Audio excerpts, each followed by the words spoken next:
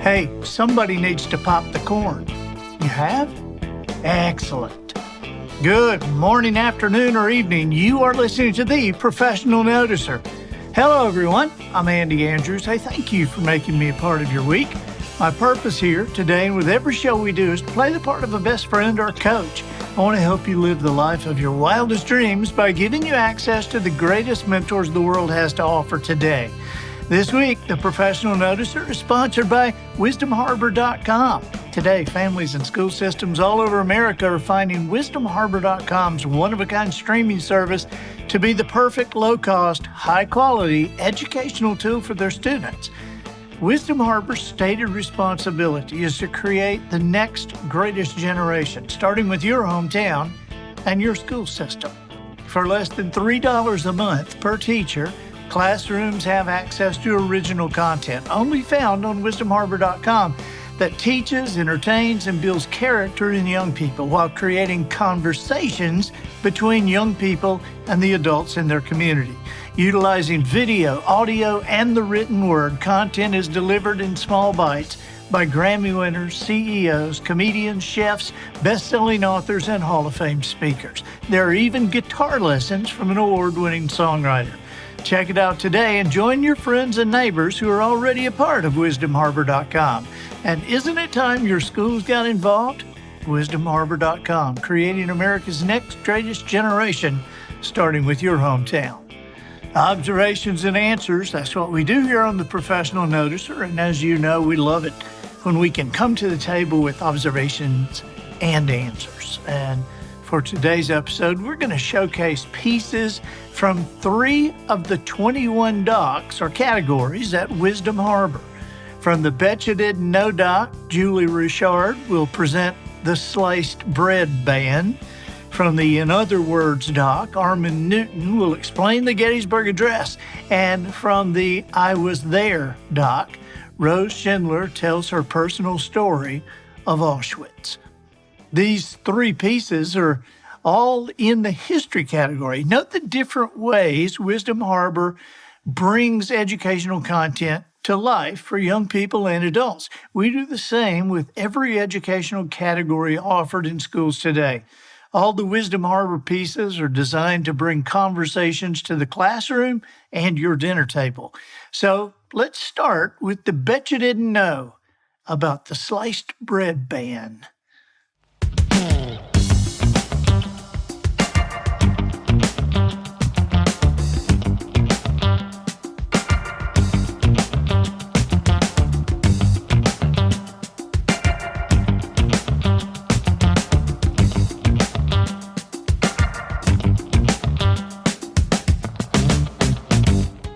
I know you've heard the term, greatest thing since sliced bread.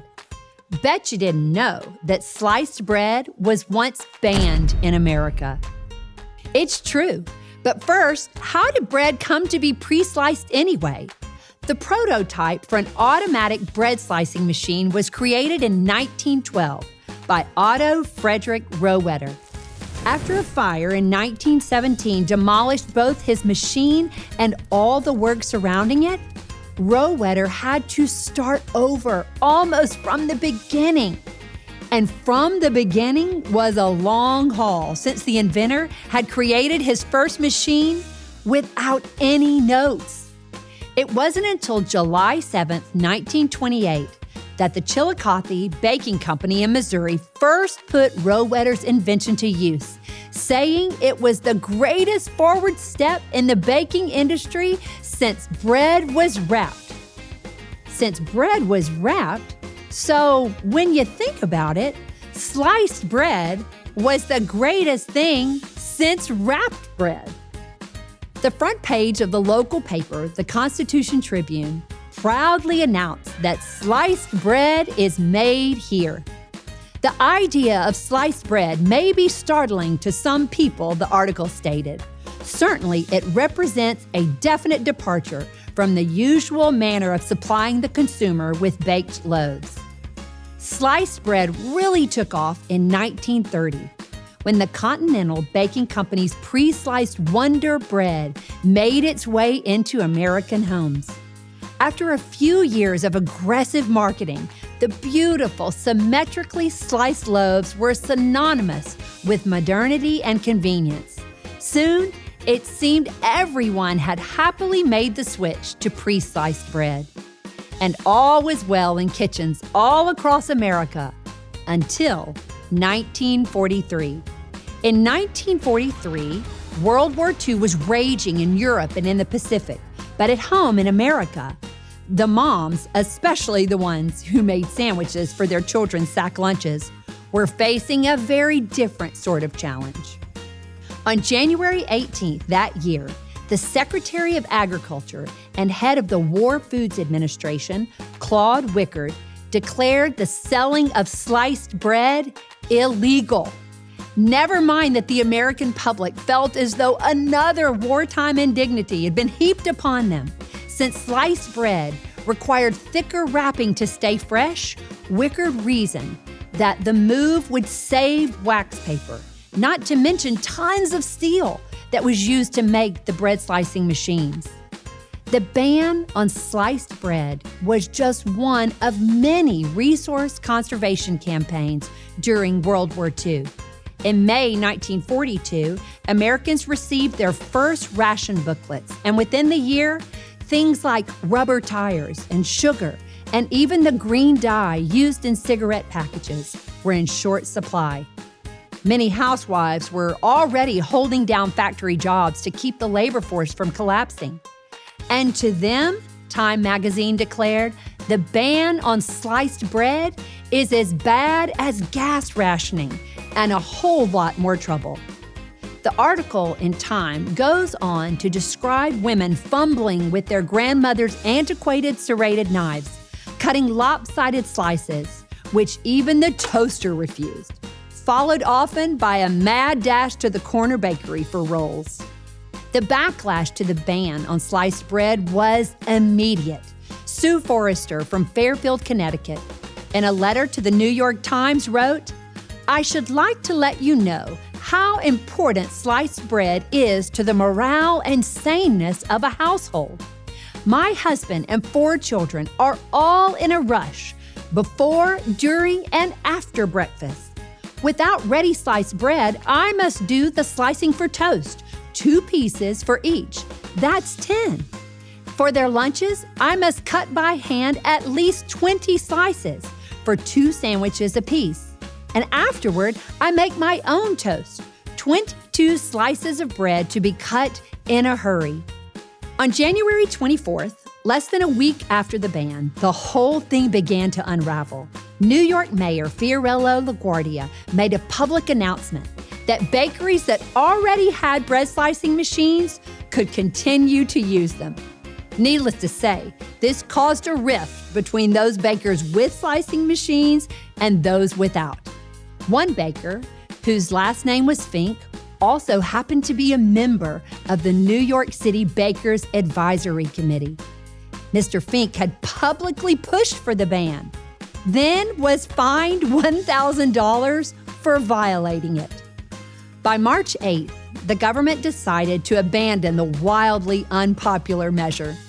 The Associated Press made the announcement this way: "Housewives who have risked thumbs and tempers slicing bread at home for nearly 2 months will find sliced bread back on the shelves in the grocery stores tomorrow in most places."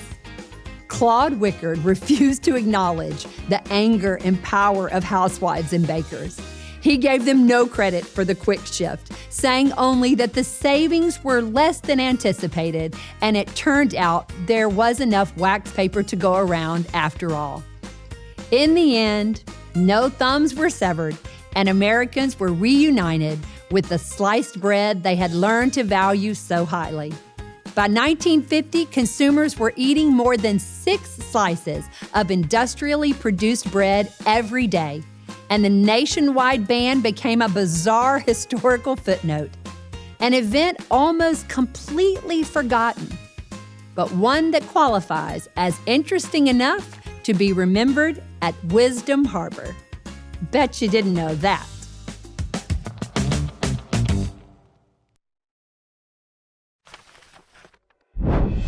I believe in the right of the people to rule. never surrender. The law of truth and love. Three hallowed words. Let me assert my firm belief. We choose to go to the moon.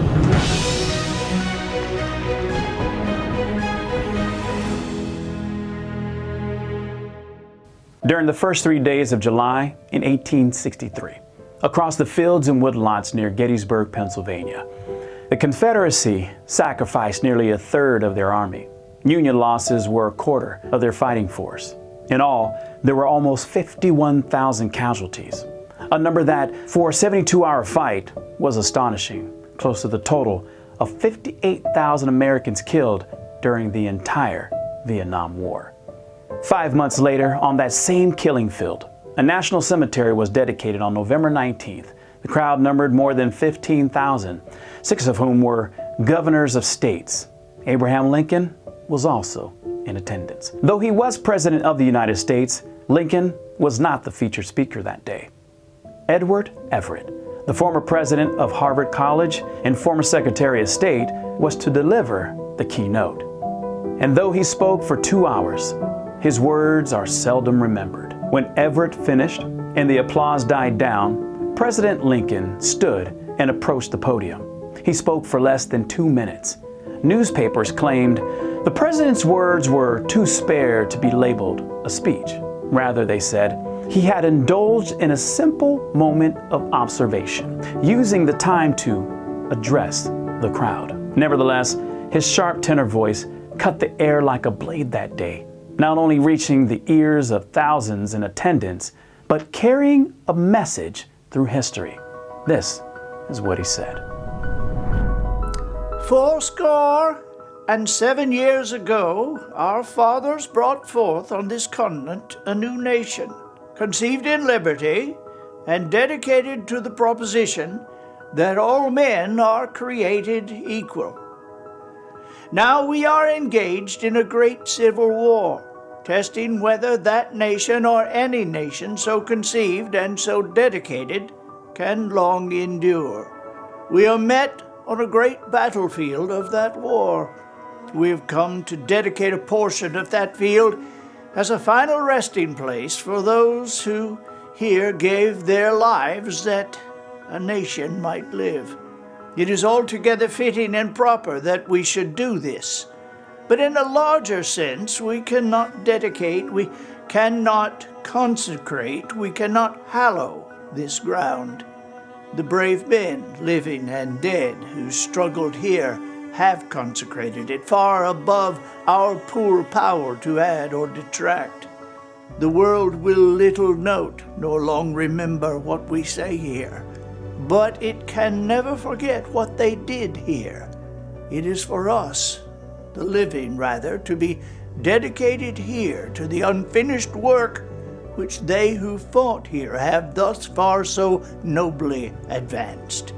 It is rather for us to be here dedicated to the great task remaining before us, that from these honored dead we take increased devotion to that cause for which they gave the last full measure of devotion, that we here highly resolve that these dead shall not have died in vain, that this nation, under God, shall have a new birth of freedom, and that government of the people, by the people, for the people, shall not perish from the earth. In other words, just like to us, a dozen is 12. In Lincoln's day, the word score meant 20. 80 was 80 years. So when the president began his remarks by saying, 7 years ago, he was referring to 87 years earlier, when in 1776, the signing of the Declaration of Independence officially declared U.S. independence and brought forth on this continent a new nation. The remainder of Lincoln's opening paragraph reminded his audience of the creation of the United States, noting that its government was based on the idea of liberty, meaning freedom, and quoting the preamble to the Declaration of Independence that all men are created equal. With his opening lines, Lincoln framed his speech with historical and philosophical perspective. Now, keep in mind that in 1776, the United States was a new kind of country with a very different kind of political philosophy. Its formation was known as the Great Experiment. That was the idea to which Lincoln was referring, and he was reminding the listeners of the stakes for which they were playing. The Civil War was literally testing whether the United States, which was founded on liberty and equality, could actually survive. What they were at risk of losing, he was saying, was not simply lives or money or government control, but the very foundations upon which the United States was established. Lincoln recognized that the blood spilled by both sides made the Gettysburg battlefield a place of reverence, and that the deeds of sacrifice were far more powerful than any words he could muster. Lincoln had gained his wisdom and a law degree from books read and studied by the light of uncounted candles. His life and achievements were already an example of the power of the individual to pursue the highest aspirations. The soldiers of Gettysburg fought and died on muddy ground, made holy by their sacrifice, so that we might pursue those pure notions of liberty and equality in our own lives. Though the president and all the others had come to Gettysburg to dedicate the cemetery, he cleverly reversed that notion, stating that by spilling blood and dying on that battlefield, the soldiers themselves had already done that. They had already dedicated, hallowed, and consecrated that ground. Instead of dedicating the place, Lincoln said that the people were there to dedicate themselves to the unfinished work of the soldiers, the preservation of the Union and its ideals of liberty and equality. As he stepped away from the podium, no one knew that in the not too distant future, Lincoln would himself give the last full measure of devotion when he was assassinated. Oddly enough, the president's speech that day explained the very reason for his assassination. Indeed, Lincoln was killed because he had pursued his promise of making certain that a government of the people, by the people, for the people, would not perish from this earth. He spoke only 272 words, but it would become the most quoted and memorized speech ever delivered by an American president. November 19, 1863. Remarks delivered at noon by President Abraham Lincoln.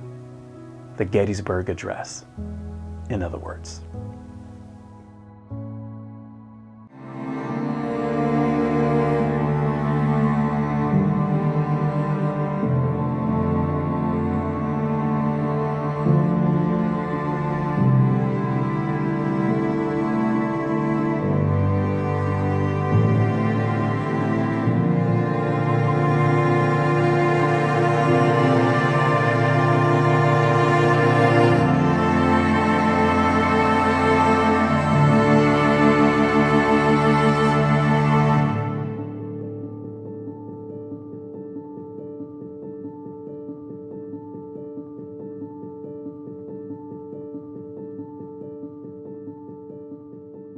Me as a kid, being in school, it didn't bother me at all, not having to go to school and having to learn stuff, you know.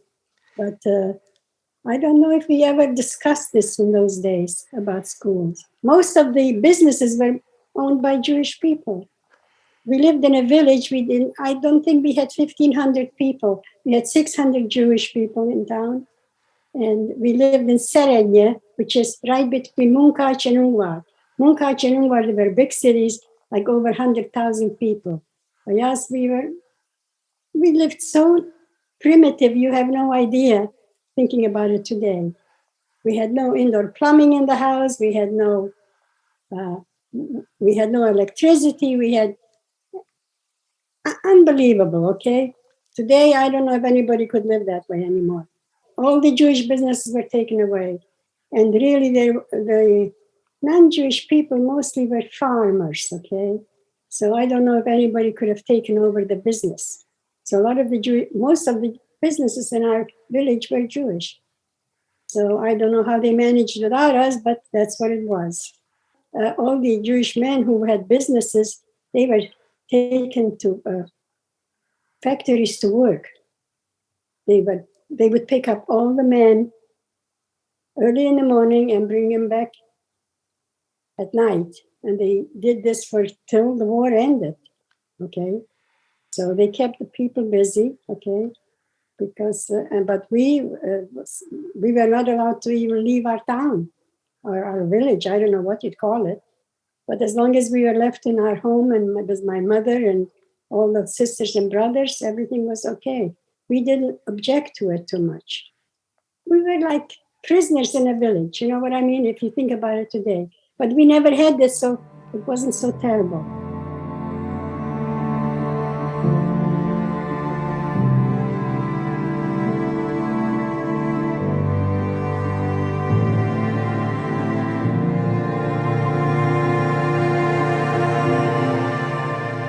Well, remember, I was a young kid, 14 years old. Well, less than 14 actually then. And I really didn't know anything different. We just had to follow rules and regulations. Whatever my parents told us to do, we did. And remember, being Jewish, we had 600 Jewish people in town. The rest were all non-Jewish. And so we always had to follow rules and regulations. It was a regular train. It was in Ushhorod. We had no trains in Serenya, in my town. So they brought us to Ushhorod, which was a big city. We had 100,000 people there or more. And we had no idea what was going on. We just followed rules and did whatever we were told to do. We never imagined what's ahead of us, okay? Who would ever think they're killing so many people every day? The gas chambers were going strong, and people, it was unbelievable for us to even believe what was going on. We did not hear too many rumors because we didn't know what was going on. We never had a newspaper in our town. And when the war broke out, we were not allowed to leave our town, okay? So we didn't know no newspapers, no radios, no information whatsoever. We didn't, if we had 2 or 3 radios in the whole town, that was a lot. We're talking about so many years ago, okay? A couple of Jewish people had radios, but when this started, they hid them. But eventually they found them, and they probably punished the people who said they didn't have anything. On the train, it wasn't a regular train. It was like no seats in the train. It was not for passengers. The train was mostly for shipping wood and shipping this and shipping that, not for passengers. Cattle cars, call them cattle cars. They must have put in every cattle car, who knows, maybe 50 people or more. I have no idea. But we were squeezed together like herrings. We couldn't move around, right? They must have put in so many people. I really never counted them. And in the meantime, the train was going for quite a while, okay, till we got to Auschwitz. But people passed out, people died. And it did not stop once, not even, it took 2.5 days to go from Ushhorod, which was a big city, that's where we were at the train station, to go to Poland, to the camp, okay? It took 2.5 days. So and there was no bathroom, no nothing. Not that we had bathrooms even at home. We had no bathrooms. Not that I remember. Maybe it's possible it stopped, but I don't remember that. Okay? As far as I remember, the train, it took 2.5 days to go from Ungvar to Auschwitz, Poland. That was when the train came into Poland, to the camp. The train stopped, and all the work was done by our own people. They had no choice. Everything was done, even killing their own people, and there was nothing they could do about it.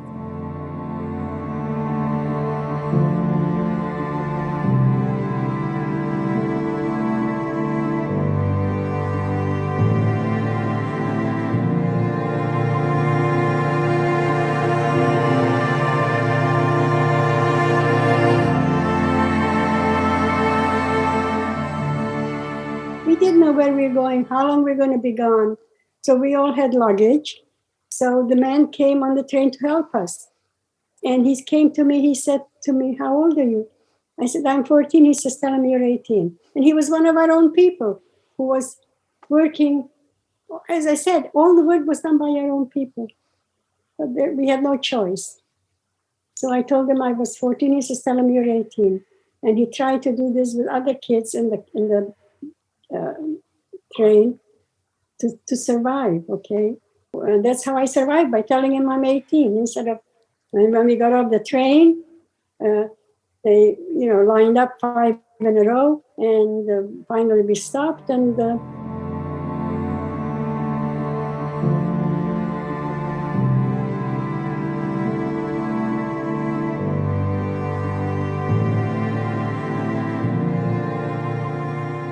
they were separating us, the mothers and children in one line, in one place, fathers and sons who were capable of working in another line, and all the other children and mothers in another line all went to Auschwitz, to the gas chamber. That's how it was. They separated us. All of us were separated. We had no idea what was ahead. We just followed the rules and regulations. Never saw my mother and 3 sisters and brother again, or my aunt. And my father, actually, we saw the next day. Because after we were in the camp, in the barrack, we were in a barrack, we had 1,000 women in those barracks. So once we got there, we went to bed because it was late at night. We got up in the morning. We had coffee for breakfast. There's a pot of coffee, black coffee, and they give it, say, to 10 people to have a sip, and that was our breakfast. But then I tried it once and never tried it again, that coffee. But anyway, so I went outside of the barrack. I told my sisters, I want to see where we are, what's going on. And I'm walking and I see these electric fences. I need 2 electric fences near the side of our camp. There was a gypsy camp, a Hungarian camp, and the Czech camp. We were part of the Hungarian camp, okay? And we had 10 to 12-foot electric fences. And you could see people holding women or whoever from the other side, maybe there were men, holding on those fences, and they were dead because nobody realized those fences were electric. When you touch them, 20 seconds later, you're gone. Blood comes out of the nose, and that's it. Well, they put me into the different line, okay? But we were okay. So before we went to get selected to a factory, we stayed about 4 or 5 days. Because there were 1,000 women in every barrack. So when they come and they need 200 or 300 women, you're not forced to go out to get selected. So we didn't go out for quite a few days, maybe 5 days or 6 days. But then you get some advice from some of the people that are there, okay? They tell you what to do. So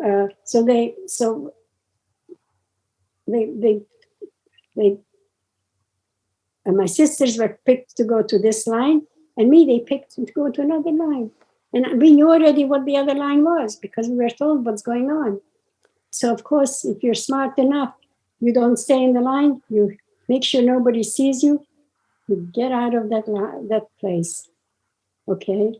And my 2 sisters, they were in line 5 in a row. The next line next to my 2 older sisters, they told the 4 ladies in the second line, there's an open place. My sister is going to come and be into that line. And this is how I got out of Auschwitz, by getting into a line without being allowed to go. You have to be careful what you do, okay? And when we got to Auschwitz, okay, we got out of the train because they separated the women, the men, the children, and the mothers, 3 different lines, okay? So when we got into the train, into the building, they told us to take our clothes off and put it in one line. When we got there, they put us in a big room, and they shaved all our hair, top and bottom, everywhere.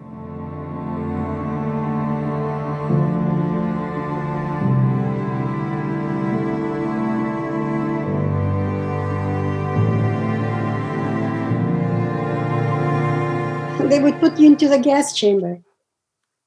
They shoot you on the spot. Okay? All the work was done by our own people. They could see their own people go into gas chambers and there was nothing they could do. Maybe some of the men didn't know exactly what's in that big building. Maybe I don't know. Well, you could hear all kinds of horrible things, okay? The building, I don't know if I ever heard them screaming from the building, okay? I really don't remember that. I tell you, being 92, I forget a lot of things. All right. And I do not like to make up stories. So I don't remember hearing screaming. I could have heard it. It's possible. What they fed us. Well, as I said, coffee in the morning, a pot for 10 or 12 people, black soot. It tasted like black soot, okay? That was our breakfast. And lunchtime, we would get a slice of bread with a piece of margarine on it. And dinner time, we would get soup. This camp held 1,000, there were 30 barracks in this camp. Every barrack had 1,000 women. One barrack was a kitchen, one barrack was a bathroom, okay? And so this was, nobody stays there. You come and you leave. The only reason they saved us is to go to factories to work. Other people were sent into the gas chambers, okay? They were burning people every day, killing and burning people all the time, okay? It was a smell. You couldn't help it. And after you're there a few days, you know what's going on. And we found out what was going on, okay? Killing all these people. There's 1,000 women in every barrack. They come for 200 or 300 or whatever. So you're not forced to go out to get selected, okay? So while we were in Auschwitz, originally in the beginning, we would go to try to get selected, but each time they would put me in the gas chamber line. So we stopped going in for selection because there's 1,000 women there, okay? That's how we survived, by not going for selection, because my sisters knew I'm not going to be taken. So we were hoping that the war would end. That's how we survived, hoping the war would end and we were going to be free. Remember, this is 1944. We were the last Jews in Europe to be taken to the camps, the Czech and Hungarian Jews. All the others they started in 1939 taking people to camps, okay?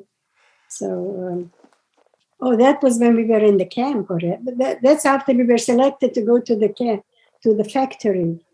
Well, they put cement into my teeth, and most of my teeth came out within probably 5 years after the war. My upper mouth was all ruined because they used cement to fill the teeth. We were, I guess, experimenting. Well, we were in Auschwitz for 4 months, okay? Auschwitz-Birkenau. And that place you come and you leave. Nobody stays that long, okay? The only people that stayed there are the ones that were not selected to go to work. And as I said, there's 1,000 women in every barrack. So you're not forced to go to get selected, okay? So after being in this Auschwitz-Birkenau barrack number 26 for maybe 2 months, because we stopped going through lines to go get a job, to go to work in factories, because my sisters were afraid that they're not going to let me go with that group. So we stayed behind. We didn't go to get selected. But finally, after being there 2 months, we found out that we had 2 cousins in another barrack who were in charge of giving out food. As I said, there's 1,000 in every barrack. There are 30 barracks, so you can imagine how many people they were there. So we went to the other barrack, and of course, when the cousins saw us, they were so happy to see us, they didn't realize we were there. There are 30 barracks, so anyway, so of course, when we got there, they helped us with a little extra food, an extra slice of bread or whatever, because they were in charge of the barrack. But then after a while, after being there 3-4 weeks, of course, my cousins were selected to go to a factory to work, so we stayed behind. So we did not get any more of this extra foods, so things were back to the normal like before. But anyway, finally, they came to our barrack again, and they needed 300 women to go to Freudenthal in Germany to a factory where they were making masks, and suits and guns. So they needed 300 women. So I said to myself, and by then, being in this new barrack, in the second barrack, I probably may have put on a couple of pounds because I had extra food from my cousins who were in charge of giving out the food, okay? So they came to the barrack and they needed 300 women to go to Freudenthal in Germany. I said to my sisters, you go out, get selected, and I'll see how I get myself. I stole myself into that transport, okay? That's how I got in there. And so we worked in this place for about, I would say, 7 or 8 months. And then we were liberated, okay? We were liberated by the Russians. And I worked on the gas masks. I had to sit in a high chair, pick up a gas mask, put it on my face and look at it and put it down. 10, 12 hours every day. And my 2 sisters worked in different, in the same area, but one worked on uniforms and one worked on guns. So, and they were treating us a lot better than Auschwitz. You cannot even compare Auschwitz. Auschwitz was like a hell place, okay? There's no other name for it. But there we worked 10 hours, 12 hours a day. They served us 3 meals, and we had bunk beds. We slept properly. The second camp was really amazing, okay? Because they wanted our work, and that was in Germany.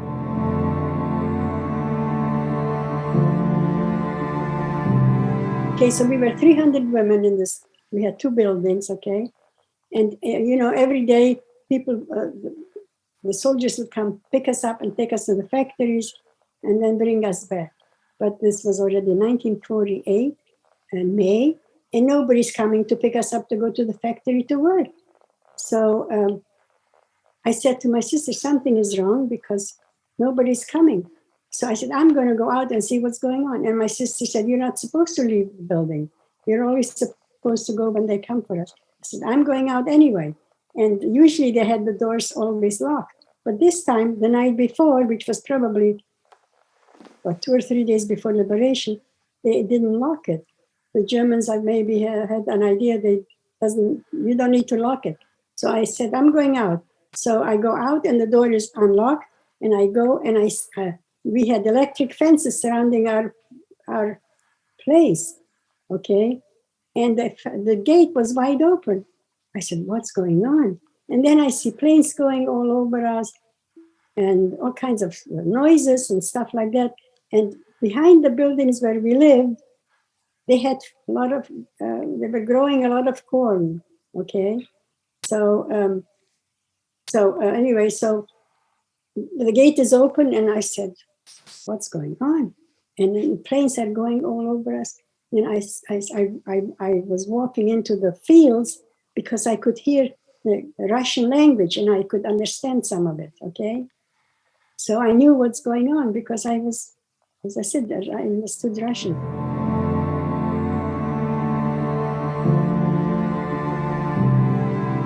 Well, we found out that they were all put into the gas chamber. All the parents and children and seniors and old people and the sick people, they all ran into the gas chamber, okay? So we knew what was going on after a while. There was nothing we could do. We were 8 children, 3 of us survived. My 2 older sisters and I had a brother who was older also. He was working in a factory and he was doing very well. And a few days before the war ended, when the Russians were coming to liberate the camps, the Germans killed a lot of people. They would take the whole camps into the forest. They can dig a big hole and kill them all.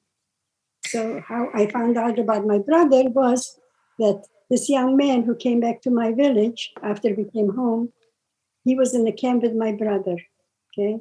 And he said that my brother, he was too sick to leave the barrack, the bunk bed. He couldn't get out of the bunk bed. He was so sick. This was the end of the war. So even though they said all the people to go out, they took out, I don't know how, 200-300 men.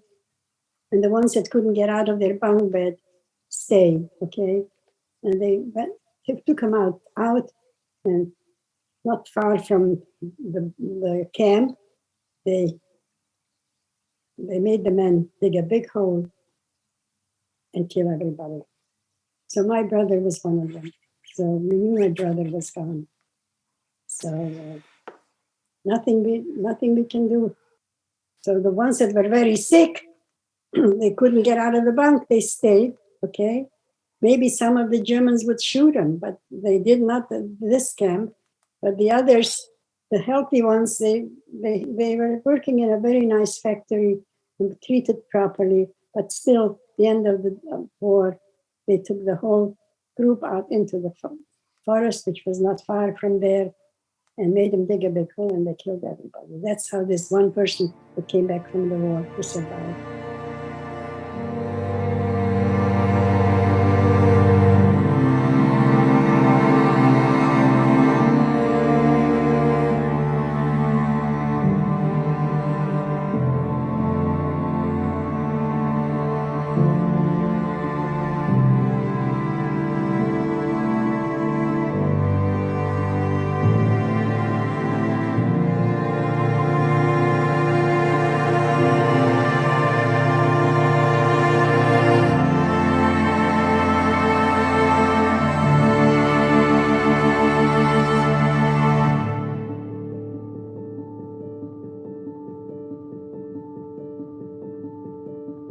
There it is. It's A25893. And this was given to me in Auschwitz before we left. I'm Andy Andrews, the professional noticer, harnessing common sense and wisdom to plow through challenges all the way to an answer for you. And I think that'll do it for this week. Get us out of here, Matthew. So, ladies and gentlemen, and to the boys and girls who aspire to become ladies and gentlemen, we have reached the end of another episode of The Professional Noticer. In a world where common sense has become a superpower, I'm harnessing that tiny bit of mental energy I have for you, seeking wisdom, making observations, and endeavoring to answer tough questions in a way that will empower your family and your business. I'm Andy Andrews. Until next week, goodbye.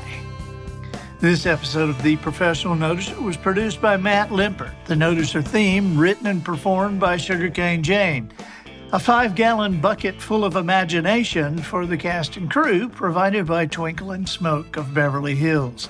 Additional financial consideration provided by Organic Plastics Incorporated. Friend, does the news about microplastics in our bloodstream and brains give you pause? Do you use paper straws because of the danger plastic straws pose to the environment? Your worries are over. Now introducing Organic Plastics Incorporated. Organic plastics are carefully heated, mixed, shaped, and cooled using our proprietary blend of dirt and grass clippings. Organic Plastics Incorporated now offers plastic straws, plastic bottles, plates, and bowls. Heck, we are even offering a plastic t-shirt we're mighty proud of. But remember, all our plastic is organic, farm-raised, and cage-free. Best of all, there are no artificial flavors.